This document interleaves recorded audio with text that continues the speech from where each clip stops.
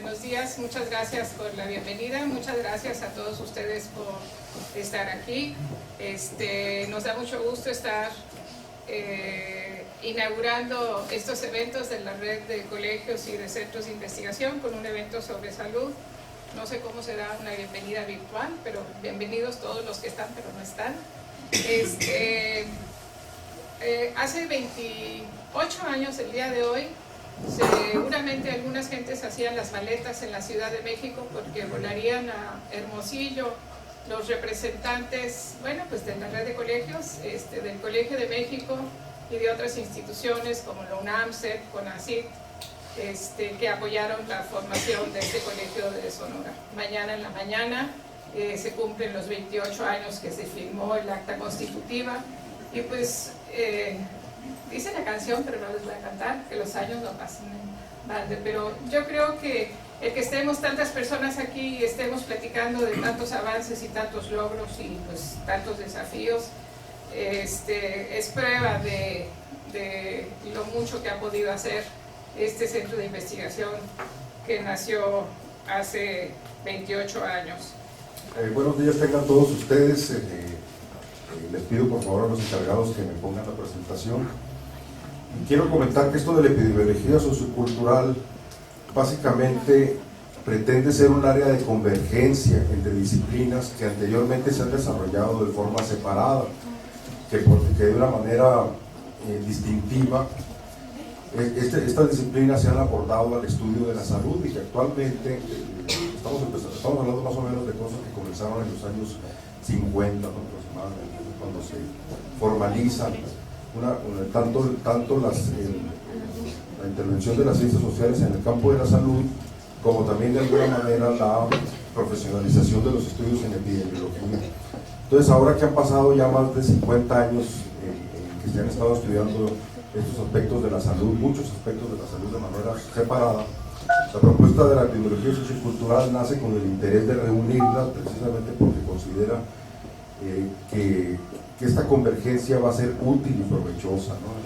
Entonces, lo que quiero comentar es que hasta ahora no solamente se han desarrollado de forma separada, sino incluso, pudiéramos decir que antagónica, con críticas mutuas, con ignorancias. Algún autor por ahí dice que en todo caso es una historia de negligencia benigna, la colaboración entre ciencias sociales y epidemiología, pero que ha llegado el momento de proponer precisamente el tender puentes para entrar en un diálogo que consideramos que es necesario. Ahora, cuando hablamos de la epidemiología sociocultural, estamos hablando de algo que se comenzó a hablar desde los años 50 aproximadamente, que diferentes autores comenzaron a decir, bueno, sería muy bueno que existiera una epidemiología de tipo sociocultural,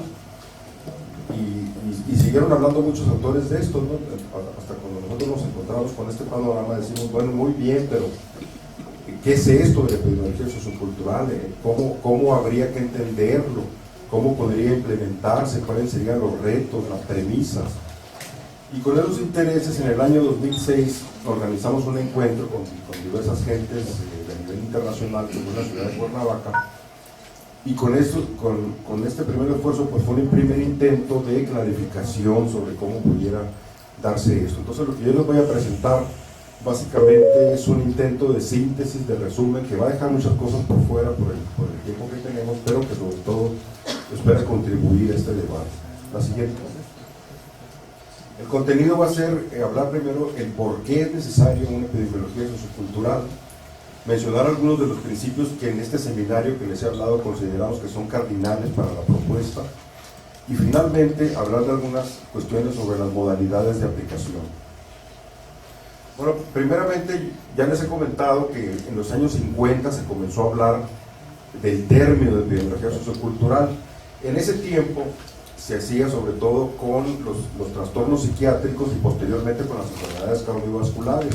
Y básicamente el término era sinónimo de considerar la importancia de los factores socioculturales en estas enfermedades. Sin embargo, no es sino hasta el año 1981 cuando dos autores simultáneamente comienzan a hablar del término de epidemiología sociocultural como algo que va más allá simplemente de la consideración de los factores socioculturales. Estos autores son Hicks Vivot en Canadá y Eduardo Menéndez en México. donde ya hablan de la importancia de conjugar las teorías y sobre todo las metodologías desarrolladas en la epidemiología y particularmente en la antropología. Comento esto de la antropología porque aunque estamos hablando de ciencias sociales y salud, desde mi propia perspectiva, la antropología es aquella que ofrece mayores posibilidades frente a la epidemiología porque es la más contrastante. Recordemos, para comenzar, que la epidemiología tiene un fundamento muy sólido en la estadística, cuando en realidad la antropología es todo lo contrario, es en los métodos cualitativos, es en la etnografía. Por otra parte, también la antropología es aquella pues, que desarrolla trabajo de campo, que tiene un enfoque holístico, que tiende a ser holístico, y en este caso son los campos más contrastantes que existen en cuanto al conjunto de las ciencias de la salud. Y un aspecto que consideramos que es fundamental para entender lo que es la epidemiología sociocultural es algo que se ha practicado muy poco, y es esto, que en la salud converge no solamente el aspecto biológico que muy bien distingue la medicina y también la epidemiología. La epidemiología de hecho también hace mucho énfasis en los factores ecológicos y por eso habla de una historia natural de la enfermedad, de un modelo ecológico también de las enfermedades, donde se ve el agente, el huésped del medio ambiente. Por otra parte, la antropología hace mucho énfasis en los aspectos culturales, simbólicos, ideológicos. Y la sociología médica, la geografía médica y otras áreas de las ciencias sociales hacen mucho énfasis en los aspectos sociales. Y cuando hablo de sociales me refiero tanto a los aspectos microsociales como serían la interacción, por ejemplo como la interacción médico-paciente, las redes sociales, etcétera, pero también esos factores que llamamos macrosociales, que atienden a la estructura económico-social y a las políticas concretamente, ¿no? Entonces, el conjuntar todas estas dimensiones es básicamente el interés propio de la propuesta de la epidemiología sociocultural, porque hasta ahora el abordaje de estas diferentes dimensiones se ha venido haciendo de manera especializada por diferentes corrientes o subdisciplinas. La siguiente. Según Ellen Coran, de Canadá también, que por cierto es la esposa de Gilles Ribot, hay tres factores, dice, que están detrás de por qué se empieza a cuestionar al modelo biomédico para proponer una epidemiología sociocultural. En primer lugar, habla de que la emergencia del enfoque ecológico en epidemiología es ya un paso adelante y este enfoque ecológico, que ya les hablaba yo, que es la importancia de considerar el huésped, el agente y el medio ambiente en interacción mutua, tiene que ver con posiciones que surgen de la salud pública por intervenir en el campo de las creencias, las actitudes y las conductas de riesgo. Es decir, se reconoce que en este campo existen elementos muy importantes que hay que abordar, y esto tiene que ver sobre todo con el segundo punto, que es el fracaso del modelo biomédico en la atención, la gestión a las enfermedades crónico-degenerativas. Con esto quiero comentar que la epidemiología surge básicamente con el ataque a las enfermedades infecciosas, y es cuando se da el gran auge precisamente de la epidemiología, que también tiene que ver con el descubrimiento de la microbiología, es decir, ya a través de las técnicas microscópicas y luego de los antibióticos. Entonces la epidemiología tiene un papel muy importante en demostrar la causa de numerosas enfermedades, ¿no? Pero cuando nos enfrentamos a enfermedades de tipo multicausal como las crónico-degenerativas, ahí es donde el modelo ya no resulta ser operativo. Entonces, estas cuestiones empiezan a hablar ya de la conveniencia de superar el modelo biomédico mediante otros planteamientos, ¿no? El segundo punto es la puesta en evidencia de los factores psicológicos en el campo de la salud, esto por diversas vías. Por una parte, se desarrolla la teoría del estrés. Recuerden también que está la influencia del psicoanálisis, muy importantemente, que demuestra cómo los traumas de la infancia, cómo el campo de las interacciones sociales van a afectar la salud. Se demuestran también en las enfermedades no solamente psiquiátricas, sino también en una serie de trastornos que se llaman psicosomáticos, donde precisamente la etiología de los aspectos psicológicos se ve muy importantemente detrás de su causalidad. Y también en ciertas cosas como el efecto de los placebos, por ejemplo, en el campo de la salud, es decir, de qué manera la psique influencia la manera en que responde el cuerpo ante las enfermedades, ¿no?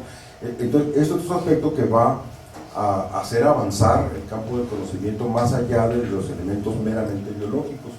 Y en tercer lugar, esto surge de las ciencias sociales, el tercer punto, es la puesta en evidencia de que la enfermedad no es una entidad objetiva como cree la medicina, sino que es básicamente una construcción social y cultural, es decir, que los aspectos biológicos no se expresan solos, sino que ocurre todo un ejercicio de interpretación de los mismos que va cambiando durante el tiempo.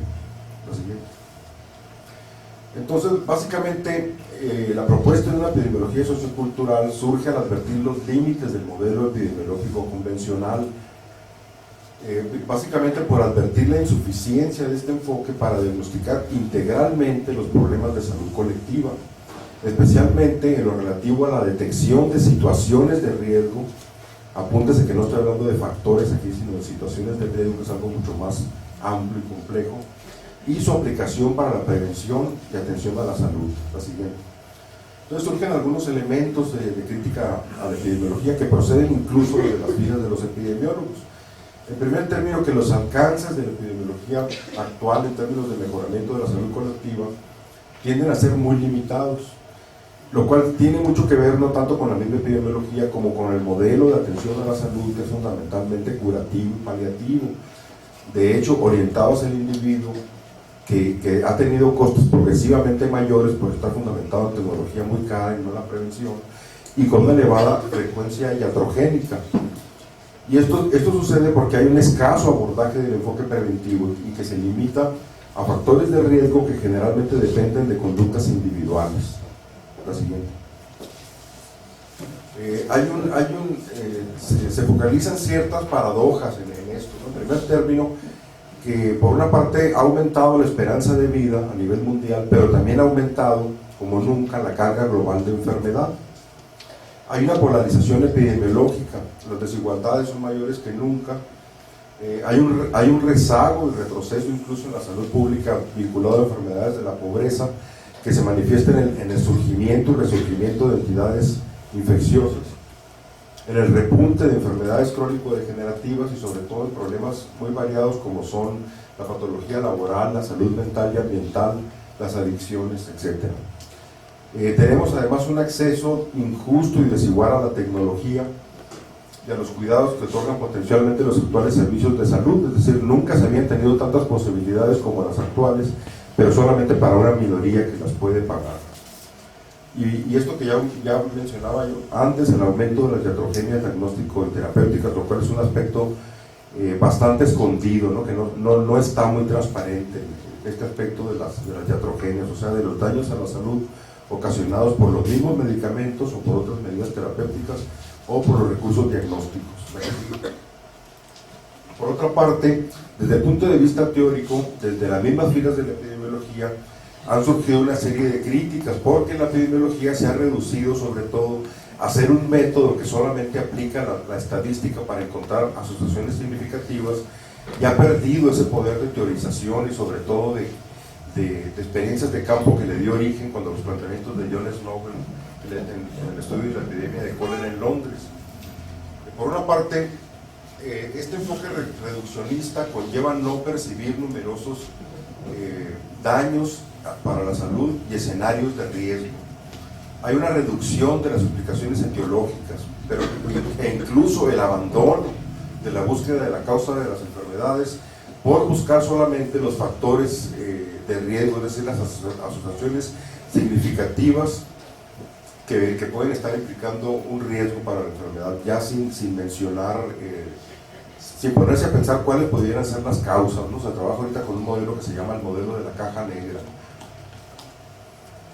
Hay una escasa aplicación, a pesar de la teoría, en los modelos multicausales, e incluso encontramos, sobre todo en la biomedicina, no tanto en la epidemiología, la vuelta otras veces en la búsqueda de los factores unicausales, ¿no? La búsqueda de la molécula responsable, el gen responsable, ¿no? En contra del enfoque contextual que caracterizó la epidemiología en sus inicios. Hay una dificultad, por otra parte, para traspolar los datos poblacionales a nivel individual. Aquí tenemos una palabra que seguramente el doctor Álvarez nos va a hablar de ella: la individualización de la epidemiología del riesgo, una escasa teorización de los problemas desde un punto de vista colectivo y una insuficiencia de atención al papel del contexto y de las relaciones. La que sigue. Por una parte también se ve un agotamiento en cuanto al método privilegiado de la epidemiología, que como ya había dicho es el estadístico de la búsqueda de factores de riesgo mediante procedimientos estadísticos, debido a que cada vez es más difícil encontrar asociaciones de magnitud elevada y también por el efecto que mantienen los sesgos, los factores confusores en las asociaciones más débiles. Es decir, cada vez se vuelve más difícil demostrar evidencias en este sentido, y esto nos lleva hacia esa imagen que se ve en el lado derecho de la diapositiva, de la epidemiología como una suerte de ruleta que cada semana o cada quincena o cada mes nos está diciendo esto es malo para la salud en estas ciertas condiciones, ¿no? De hecho, la semana pasada en Facebook me llegaron a mi cuenta dos informaciones sobre que la masturbación era provechosa para evitar el cáncer de próstata, y esto avalado por estudios médicos, ¿no? Y al mismo tiempo salía otro estudio más antiguo donde se afirmaba precisamente todo lo contrario, que la masturbación era un factor de riesgo precisamente para desarrollar cáncer de próstata, ¿no? Entonces el público se encuentra incluso ante una situación ya difícilmente manejable, porque nos están cambiando continuamente este aspecto de los factores de riesgo. Y esto lo dice un epidemiólogo: son escasos los hallazgos procedentes de la actual investigación epidemiológica que se traducen en medidas concretas de gestión, pues resultan ser comúnmente derivados al ámbito de las conductas individuales. La que sigue. En buena medida esto sucede porque la epidemiología mantiene un marco epistemológico que es el mismo de la biomedicina, que a pesar de los aportes que ha habido en términos de epistemología, de crítica al positivismo, sigue siendo todavía un positivismo fundado sobre todo en la separación cartesiana entre mente y cuerpo, es decir, que se sigue pensando que los factores biológicos son los responsables principales de la enfermedad.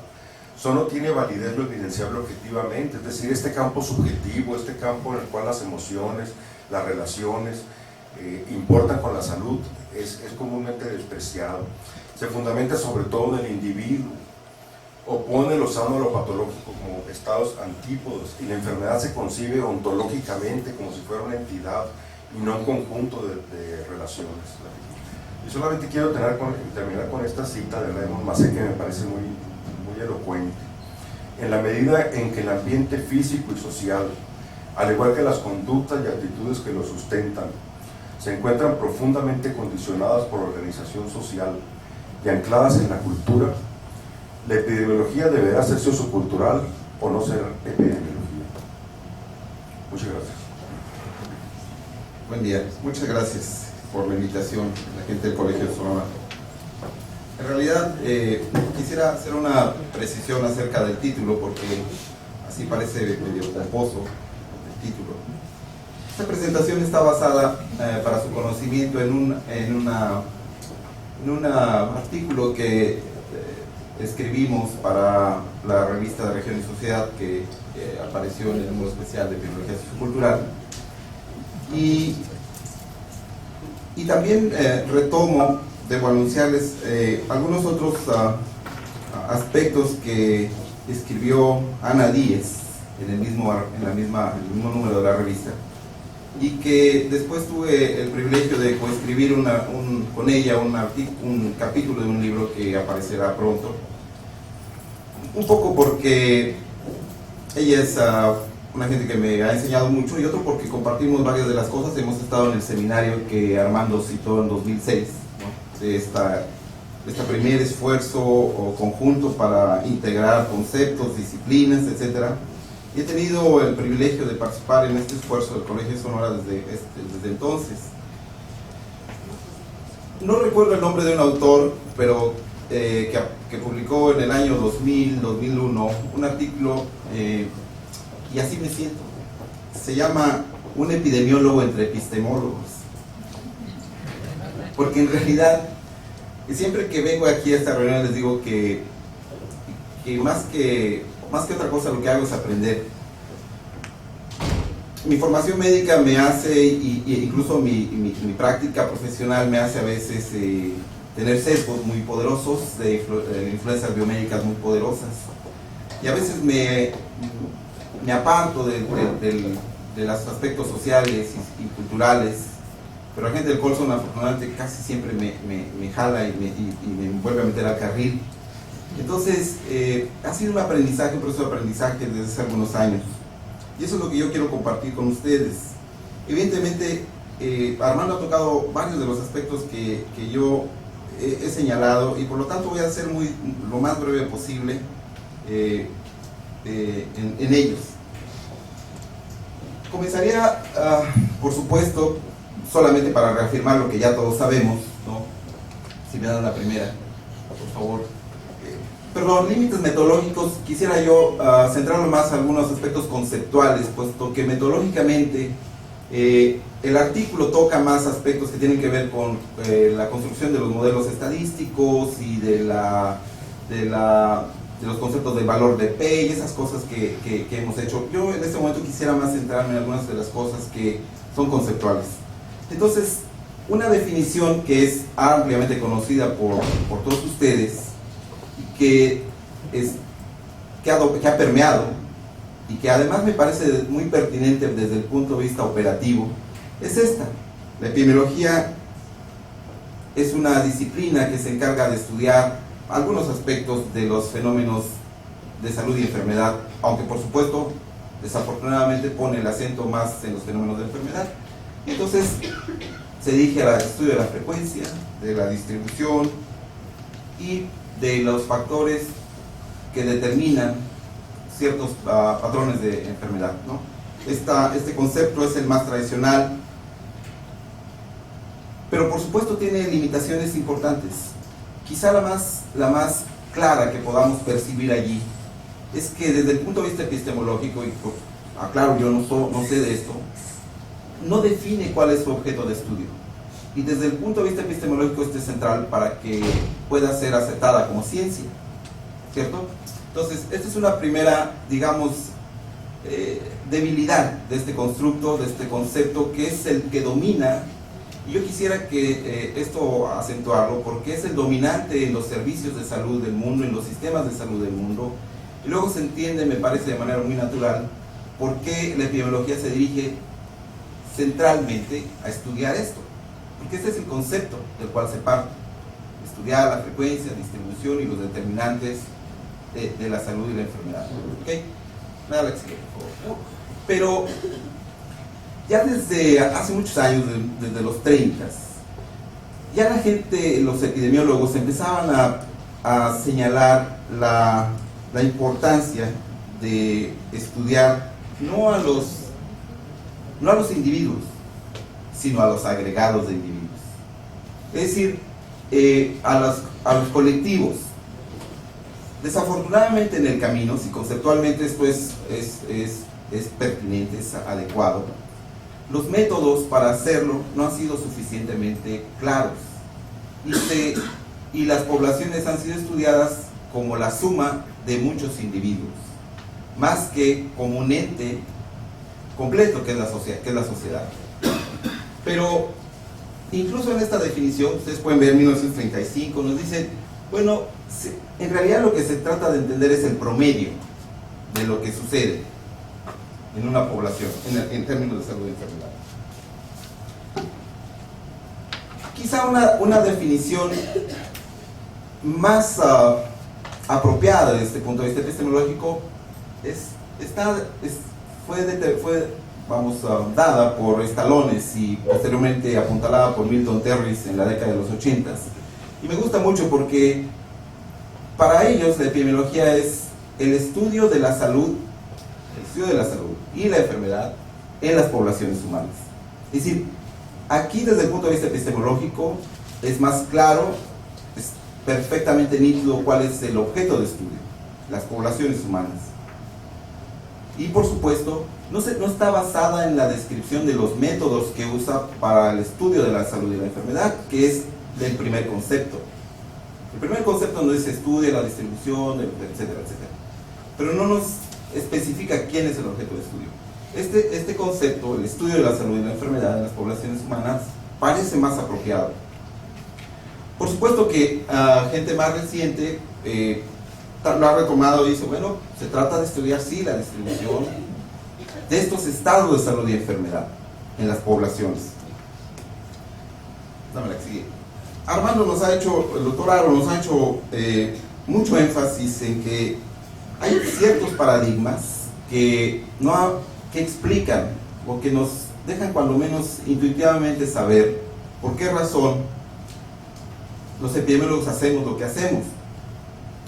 Y es que esta epidemiología moderna, si ustedes por favor me hacen el favor de dirigirse a la primera columna, yo solamente voy a señalar los aspectos que están en esos resaltados en amarillo. Es decir, ¿cuál es el nivel de análisis que usa en general la epidemiología considerada moderna? Es decir, el estudio de los factores a nivel individual e incluso subindividual. Los genes nos interesan. Ustedes saben, hoy hay epidemiología molecular, por ejemplo, o epidemiología genética. Si nos interesa el individuo o el nivel subindividual, células, tejidos, genes. Mientras la epidemiología que vamos a llamar tradicional o convencional tenía un enfoque, una unidad de análisis más pertinente al constructo teórico de la epidemiología. Es decir, el nivel de análisis era las poblaciones, o deberían ser las poblaciones. ¿Cuál es el contexto de estudio?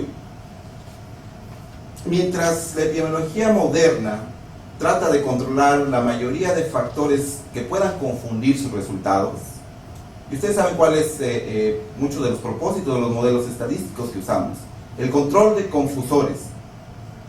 No sea que ese cáncer que tú atribuyes al café sea ocasionado por ser mellizo, ¿cierto?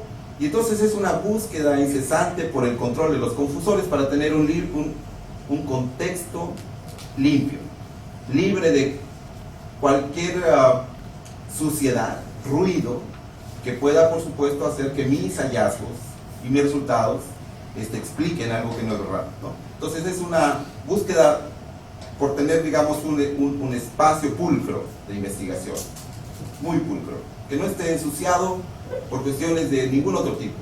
En cambio, la epidemiología tradicional tendría quizá un contexto más lleno de lo que dicen los estadísticos de ruido, ¿no? Más de factores que confunden, pero que son históricos y culturales, que desafortunadamente han sido, por supuesto, minimizados o subestimados de manera muy considerable. Dame la que sigue. Entonces, señalo esto porque, si bien uno de los propósitos que tiene la epidemiología es tratar de entender las diferencias en la distribución, por qué una población enferma de una forma o se expone a estos factores, no todas las poblaciones son homogéneas en sus exposiciones ni en sus resultados. Un asunto desafortunado es que en esta búsqueda de los mecanismos causales, esta red de causación que Nancy Krieger nos dice, los factores sociales han sido poco considerados, excepto como estos confusores, es decir, como aquellas variables que nos pueden ayudar a ajustar, ¿sí?, el efecto entre una X, que es la variable que creo que causa a mi resultado. Entonces, la mayoría de ocasiones, la epidemiología moderna lo que ha tratado es a los factores sociales como potenciales confusores. Por eso nos interesa estudiar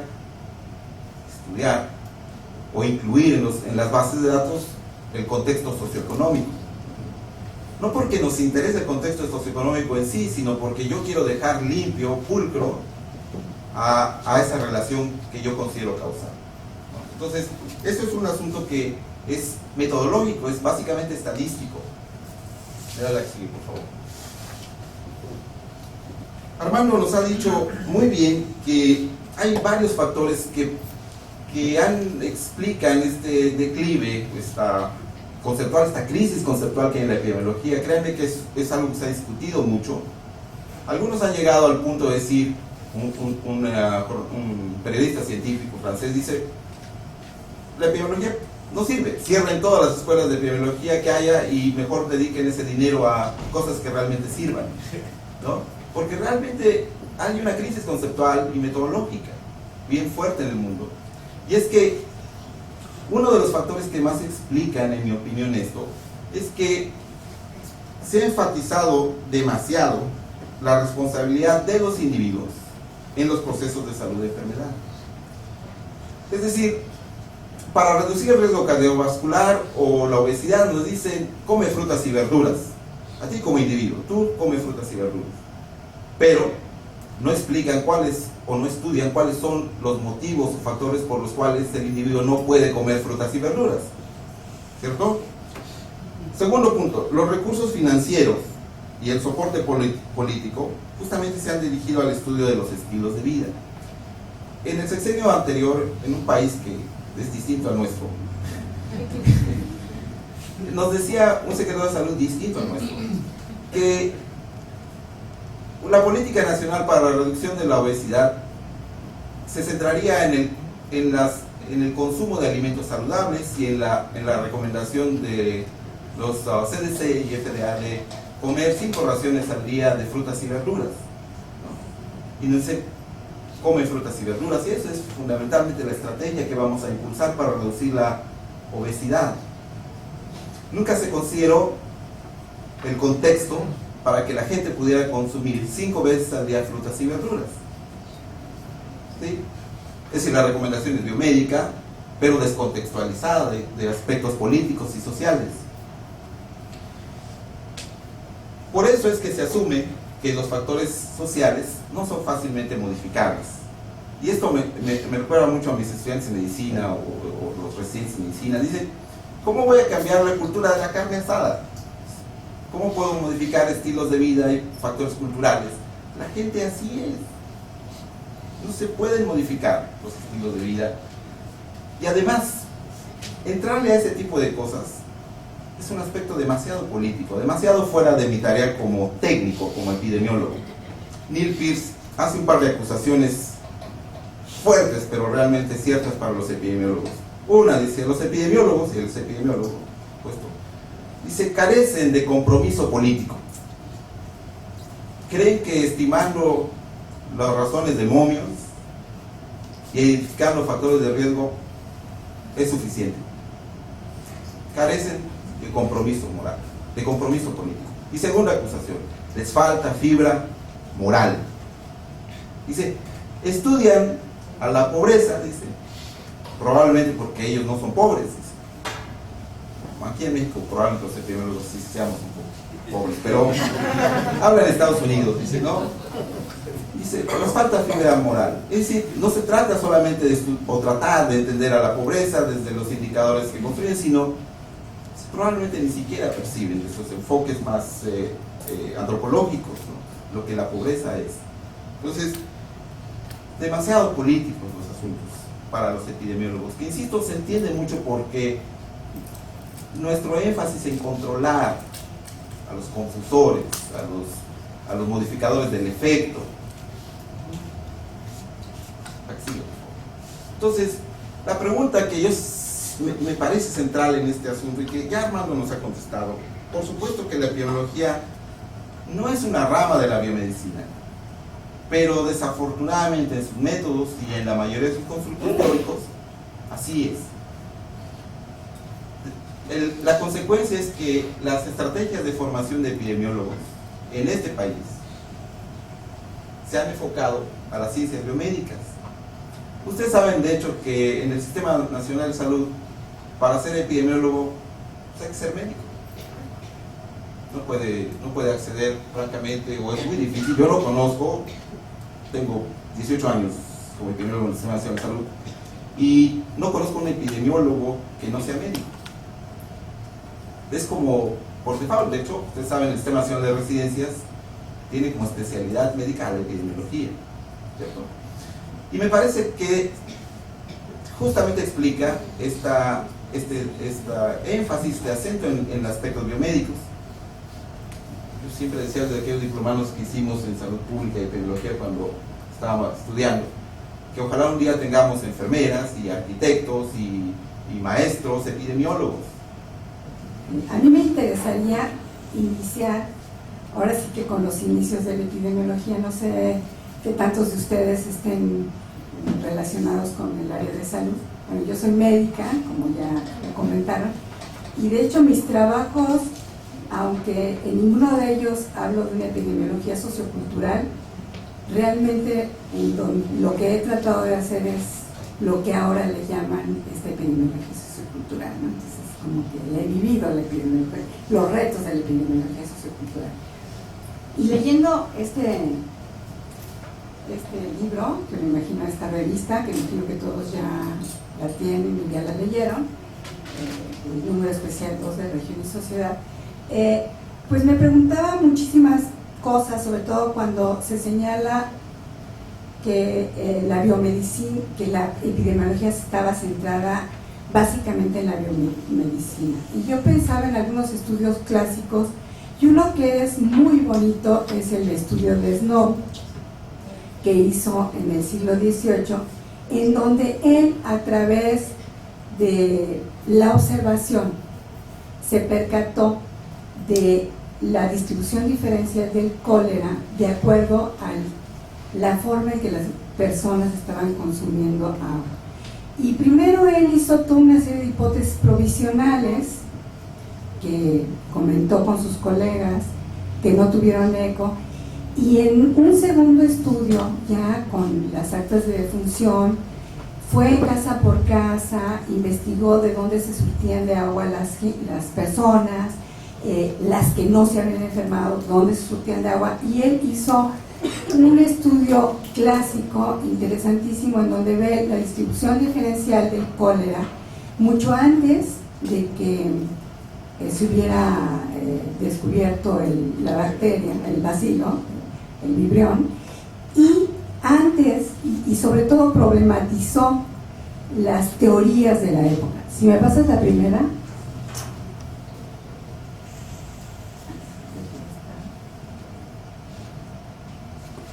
Entonces podemos ver que los trabajos de John Snow tienen algunas indicaciones metodológicas que ahora nos hace la epidemiología sociocultural. Snow problematizó las teorías de la época. O sea, de hecho Snow no tuvo, creo que, grandes ecos, pero a partir de este estudio se hizo el padre de la epidemiología. En esa época había dos teorías, la miasmática y la contagionista, y ninguna de estas dos, él decía, hay una cuestión mórbida en el agua que es lo que está ocasionando el cólera. Entonces fue más allá, digamos, de su época.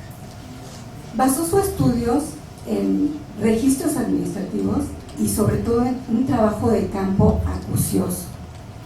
Hizo hipótesis provisionales, que fue acercándose cada vez más hasta tener información lo suficientemente consistente para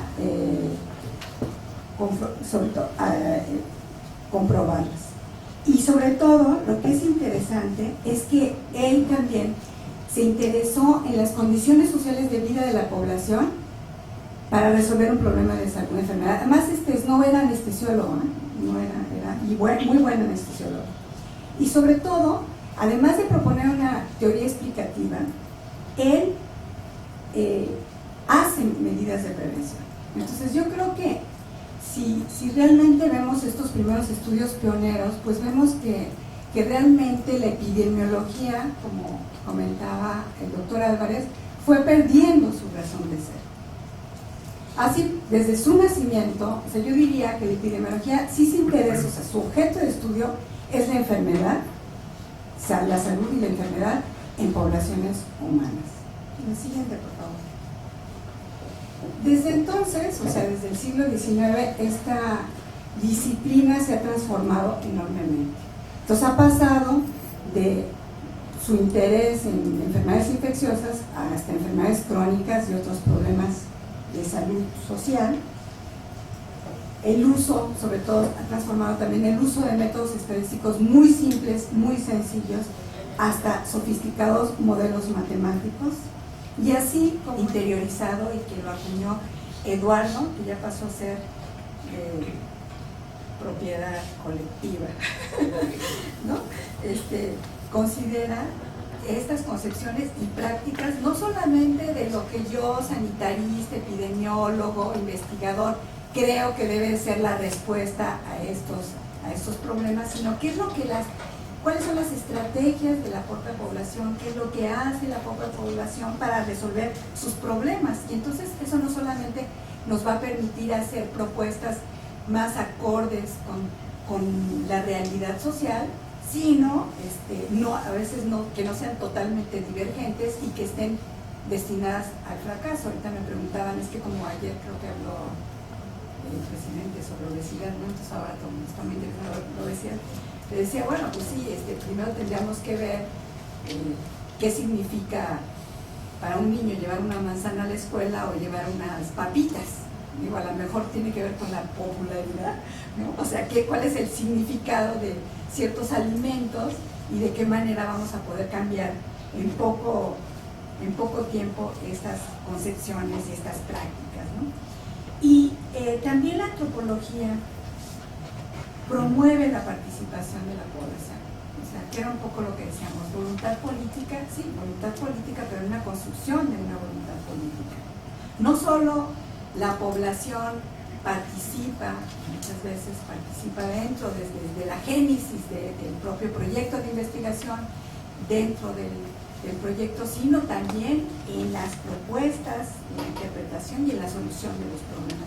Creo que también estas metodologías son utilizadas por la antropología médica y serían fundamentales que se incluyeran dentro de esta epidemiología sociocultural. Entonces, yo diría que la epidemiología sociocultural busca ampliar la perspectiva de esta epidemiología moderna, como señalan Menéndez, Haro, prácticamente todos, pero aquí hay dos propuestas en este libro.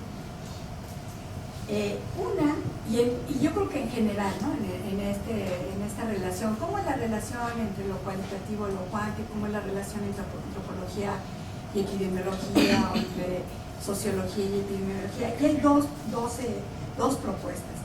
Una, a través de una vinculación sistémica, que yo tengo la impresión que Armando y el doctor Álvarez iban más en esa línea, pero esa es la línea que a mí me parece, esta vinculación sistémica. Y otra en la complementación interdisciplinaria de estos dos enfoques, en donde está Aranda y está el doctor Menéndez. Menéndez dice, no hay que hacer una nueva disciplina. Yo creo que quiera o no, ha ido construyendo una nueva disciplina. A lo mejor porque a lo mejor su visión es de no hacer una nueva disciplina, sino yo creo que a lo mejor desde los 70s ya se habría tenido una propuesta mucho más sistematizada, sino hay que hacer una complementación interdisciplinaria. Sin embargo, a lo largo del libro y a lo largo de la experiencia empírica que yo tengo de los grupos de investigación y de tratar de hacer proyectos en donde haya una perspectiva cual y cuanti, mi experiencia es que es un diálogo de sordos. Bueno, eso también lo mencionan aquí, pero en mi experiencia realmente se hacen investigaciones paralelas que cada una va por su lado. Entonces, la complementariedad yo la veo muy difícil.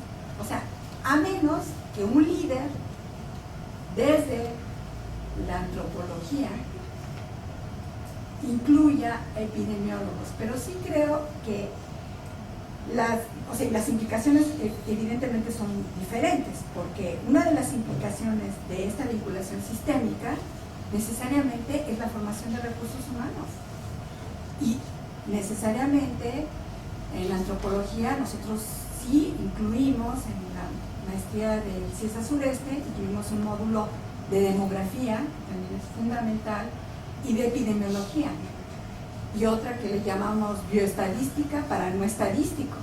O sea, ¿por qué?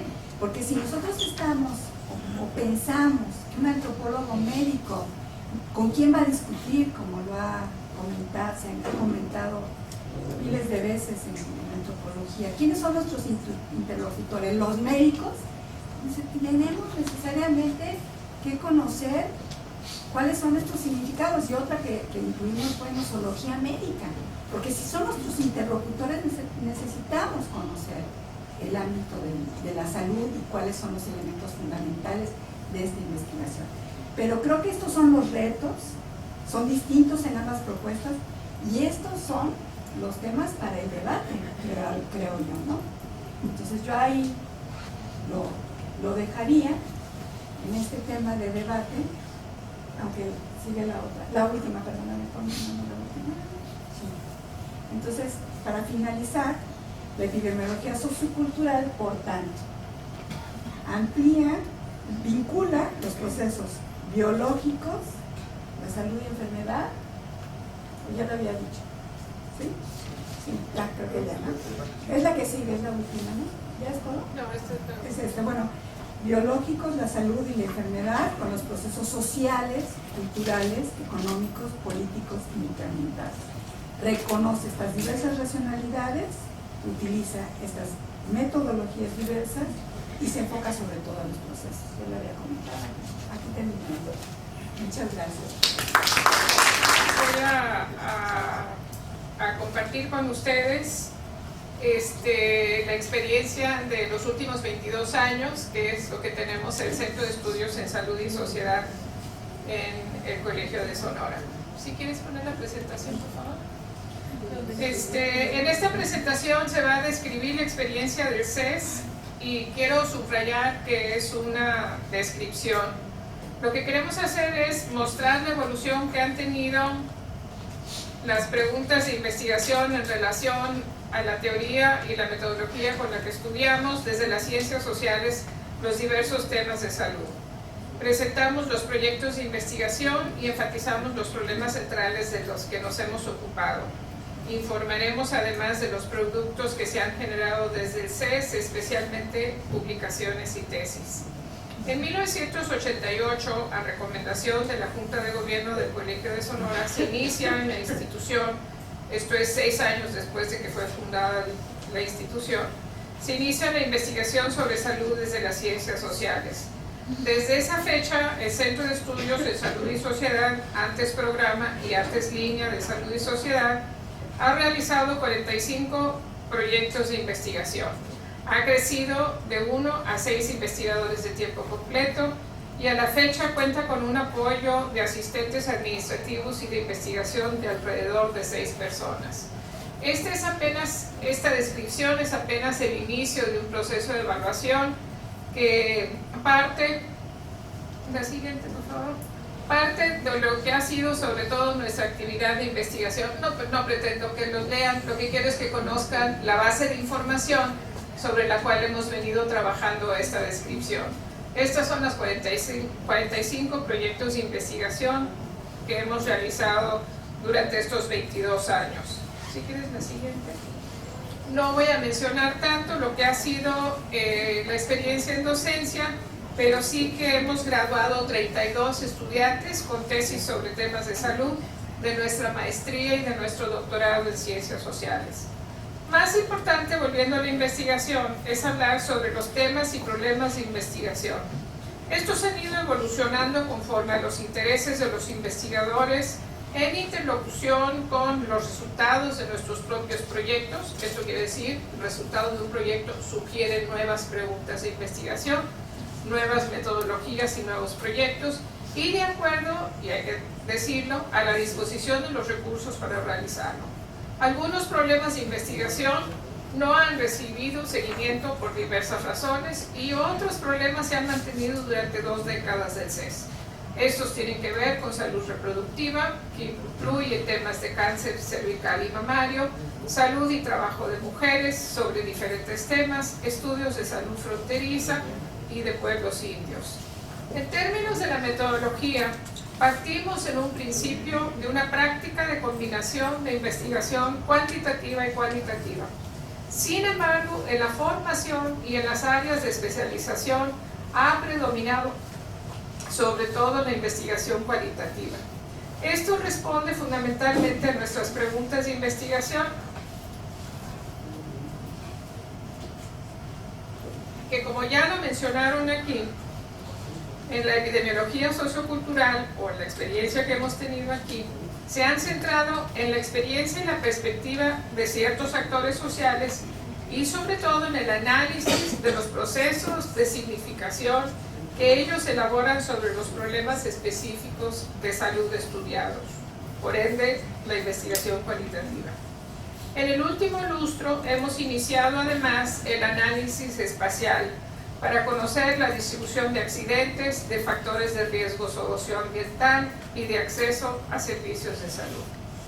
Hemos estudiado de esos diferentes actores sociales que mencionamos, sobre todo a pacientes y usuarias de servicios de salud y en menor grado a personal médico.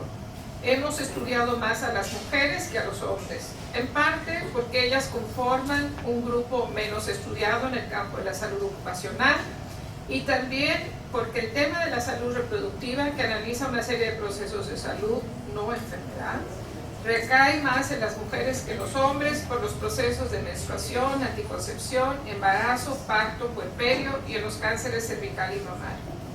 Y hay que decirlo por nuestro interés en estudiar no solo la enfermedad, ya se mencionó también, Graciela lo acaba de decir, sino que también el interés en estudiar malestares, padecimientos y el tema de la salud positiva.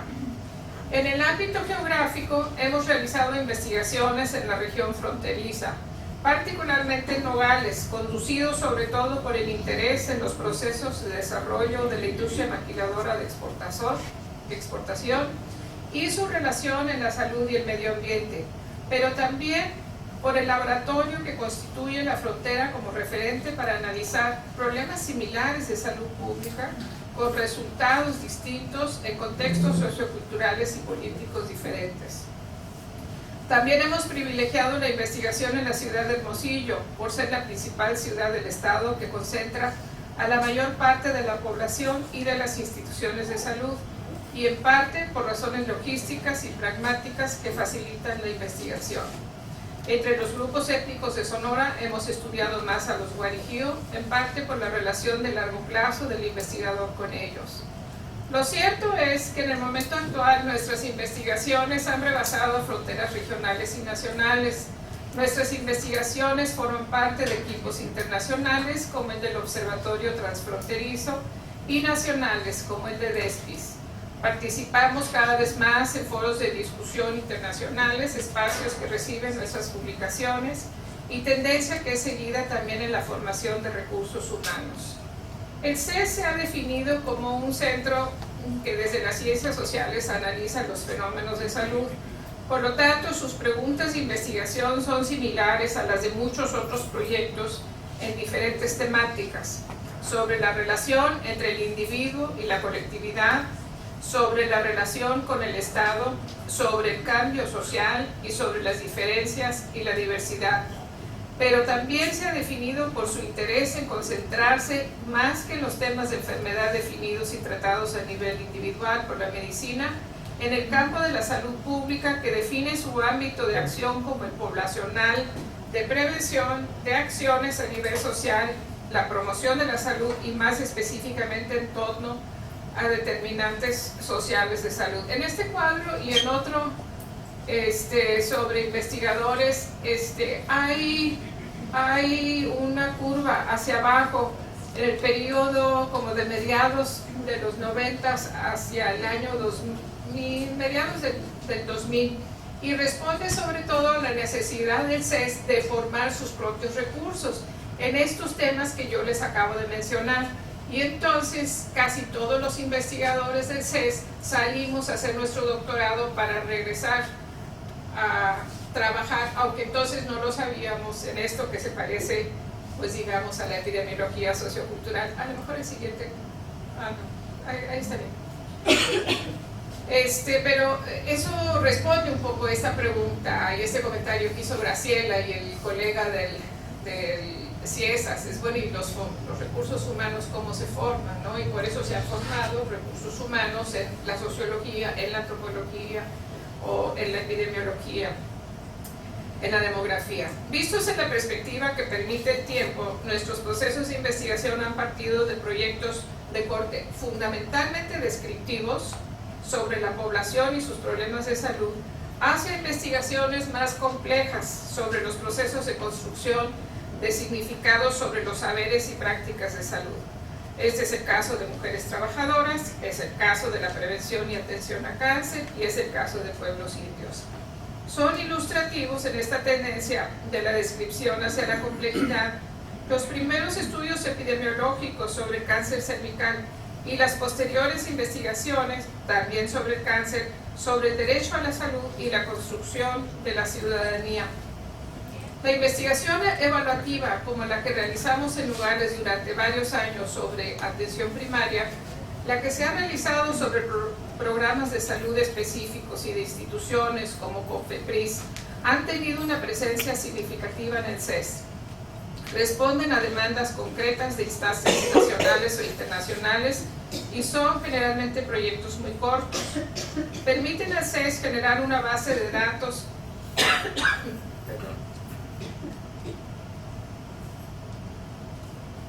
y de información muy amplia, de formar recursos humanos e idealmente de generar conocimiento que sirva para atender oportunamente problemas de salud pública para mejorar la calidad de vida de la población. En esa decisión de que la investigación sirva para mejorar la calidad de vida de la población, subyace la selección de los grupos poblacionales a atender. Ya mencionamos a indígenas, a mujeres, a jornaleros, a población fronteriza, pero tal vez sea necesario explicitar las razones por las que centramos nuestro interés en estas poblaciones. Responde principalmente a la idea de estudiar las inequidades y desigualdades en salud.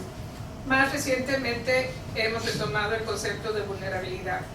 Investigar el tema de vulnerabilidad como proceso que se vive no solo a nivel individual, sino que a nivel comunitario, que apunta a factores latentes, a riesgos distribuidos espacialmente y cuya definición permite identificar acciones que pueden derivarse para disminuir la vulnerabilidad, nos ha dotado de un parámetro para la selección de poblaciones a estudiar.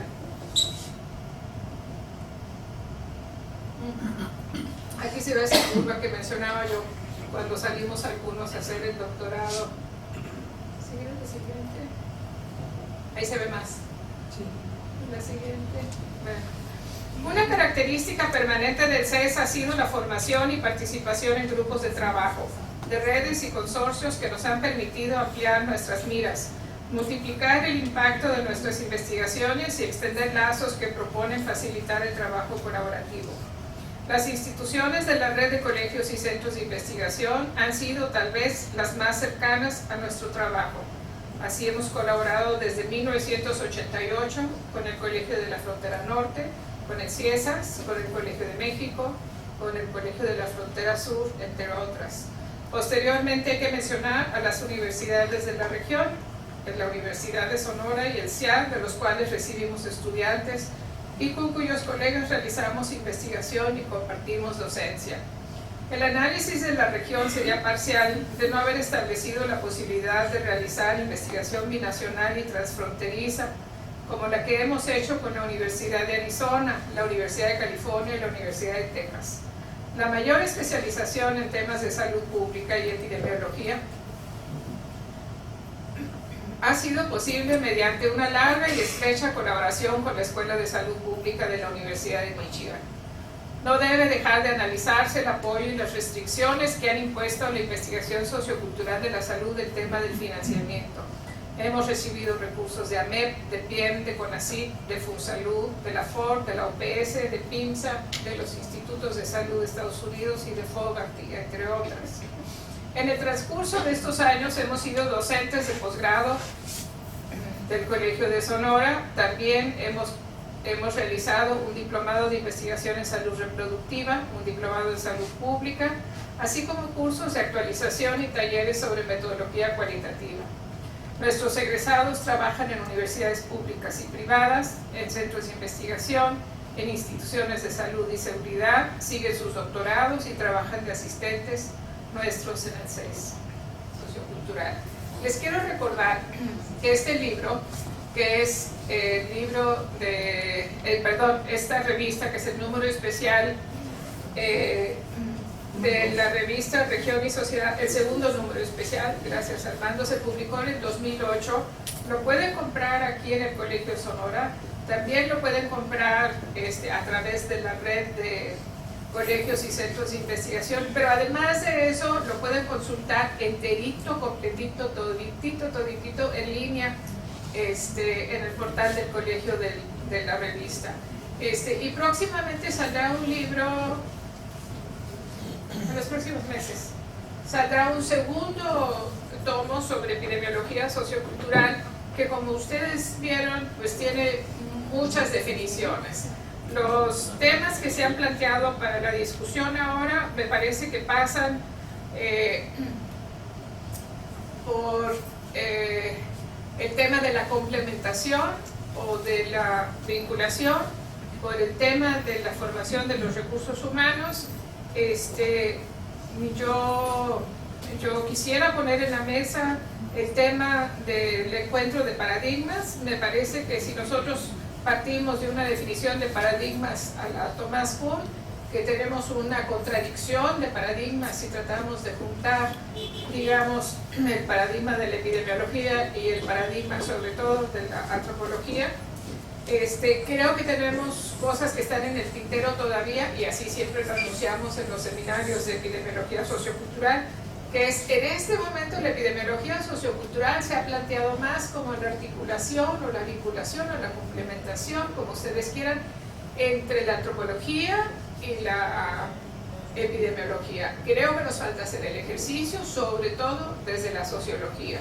Hay algunos sociólogos que aportaron este libro, pero me parece que por lo menos cuando los investigadores del CES hablamos de los estudios socioculturales, estamos más bien hablando desde la experiencia de antropólogos. Muchas gracias a las instituciones que participaron fuera del Pocillo, muchas gracias a los que nos apoyaron aquí, tanto del CES como de Cómputo, y muchas gracias a ustedes por su paciencia y por habernos acompañado toda esta mañana.